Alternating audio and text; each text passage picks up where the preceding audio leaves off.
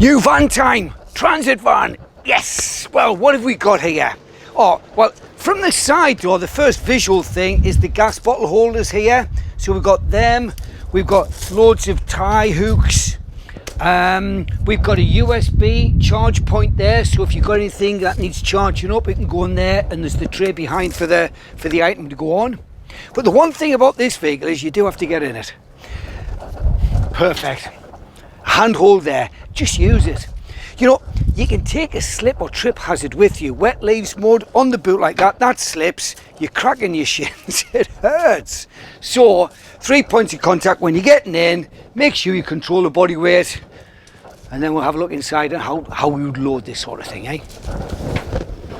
Right, well, straight away here we've got these tilt bins, cracking little bins. Your thumb on the little blue lever there, push it down, and then the tilt bin comes to you. So that's for all the smaller items. We've got all these shelves. The nice thing about this, look how it's been extended, so you've got a much wider shelf than the other vans, and the non-slip base in it. So you've got space for your pipe lagging there, you've got the pipes this side, you've got the ladder, your step ups, the crawler boards. Great space.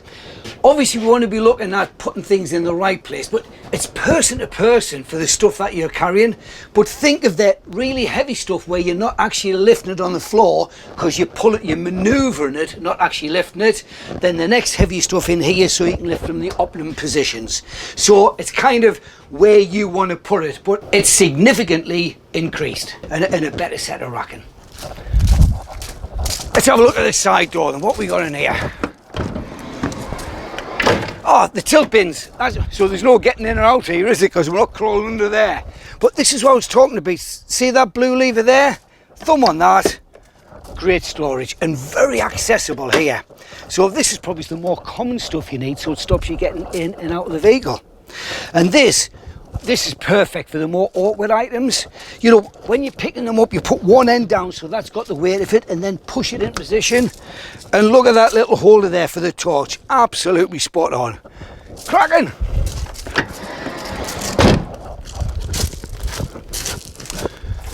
I tell you what, why don't we have a look at some of the items we're going to put in here and where we might want to think putting it. Let's get some kit here. Oh, didn't give me that much, did they? But let's start with what we got here. Well, ladders, variable types, but this is where they want to be. But please remember when you're picking these up inside base, nothing like that outside. You know, get them there, tilt, drive with the legs, get one end down, step in. Now, these ones here will actually fit in there quite snug, and then you've got the ratchet strap there to put them in. But there's a little shelf there where some of them might even actually sit up and on the shelf. That one won't because it's going to jam there.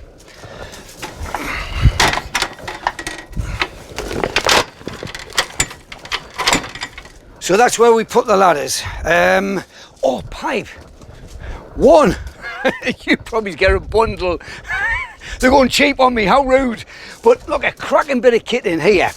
Remember, your 3 points of contact as you're getting in. There's your handle there, right? Because as you're getting in and out, you're not carrying anything. As your equipment's going in or out, you ain't. And just watch your head on here, yeah? But the idea is, look, you've got this fabulous little arm here, because what you can do, oh, and when you're coming out, come out at a bit of an angle, because then you can always support yourself. But look at this. You can get all this piping. You can get it onto there, you can push it into the vehicle and rest it in the vehicle so you can then get in, and then you can pick it up. Never like that with feet facing, always have the foot facing that way, because you can then pivot it on there, work to the middle, drive it up, and stick all the lengths of tubing in the rack. What else have we got here? Well, we've got the hoover that goes around the side there, so let's get this round there. Don't forget that. Let's have a look.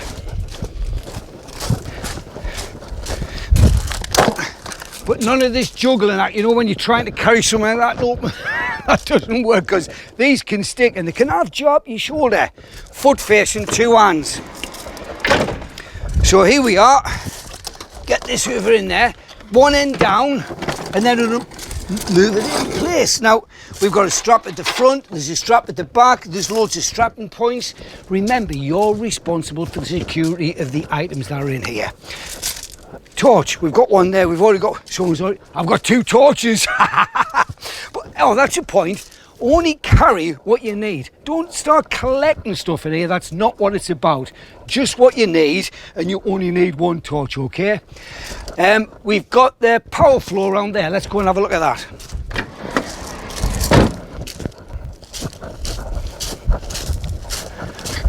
Power flush. Well, that's going in this area. Look, there's your tie points there, you see. In fact, the strap's already in the high one there, the low one there, and that's what we want to look, so it comes across it.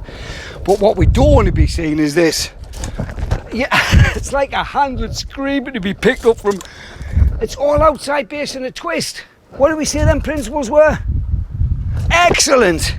A little tilt inside the base, push the floor down with both feet, get one end on there straight away, and then just wheel it in position. And then you can bring that strap all the way across, get into here and strap that up. The hoses, because I'm not overcrowding this, there's room on the shelf for that. And they're going to be safer on the shelf. On the floor, they can sometimes get stood on and damaged. Get them on the shelf. So loads of space, loads of rack. As I say, I'm not going to say exactly where you need to put it. You fill it out. It's a bit of common sense. We've just got to kind of make it a bit more common, haven't we? And what have we got to help us? Well, we've got our load guide labels here, you know, so make sure you don't overload the shelves. Get it checked out. That's for all the shelving there. But we've got more storage, haven't we? Up on the top. And we've got this here. So this tells us the easy load user guide number 3 for all of and how to operate it. But I tell you what, let's get rid of this stuff and let's have a look at it, eh? Right, let's get these down. And this is the gadget we need here. Well, obviously we're going to shut the doors. Oh, can I just tell you about this? See this here? If you lock that in there, that actually locks the door open. So if you go like that to shut it, make sure this is out, because otherwise you'll end up hurting your shoulder or breaking the door. So that just pops out there like that, look, and then you can shut the door. So this here, a little bit of a knack to it, you get it on there, but instead of pulling, you've got to take this side here, see, on that yellow handle and just move it over that way slightly. So it's from there, you just come over the top, move it to the, just give it a tap there, see how it's released it, just a little tap.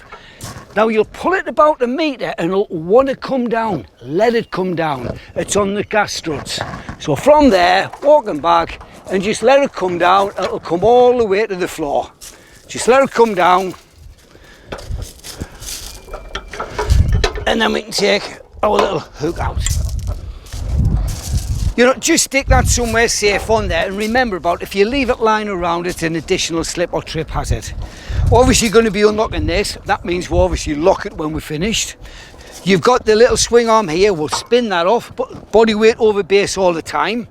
And then we've got the little seat belt bit there.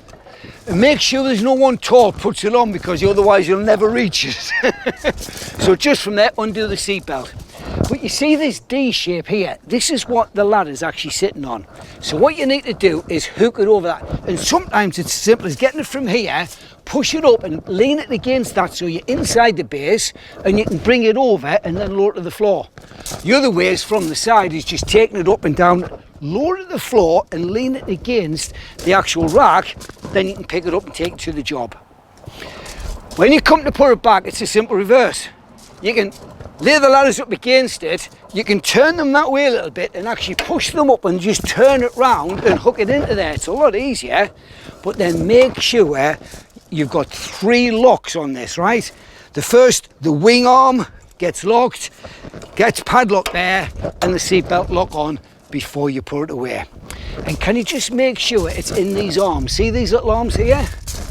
Make sure it's in the side arms so it keeps it nice and secure and locked for when we're travelling. And always put that back as well, but that's got to be up when doors open to put it, all right? Oh, and when the roof ladder's going back on, please just make sure the J hook on it is pointing upwards, otherwise it's going to damage the van as you put the roof ladder on.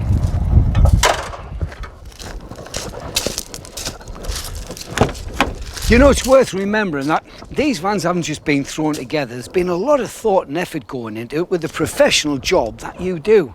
So please look after the equipment, look after the van, and it'll all look after you. Happy days, eh?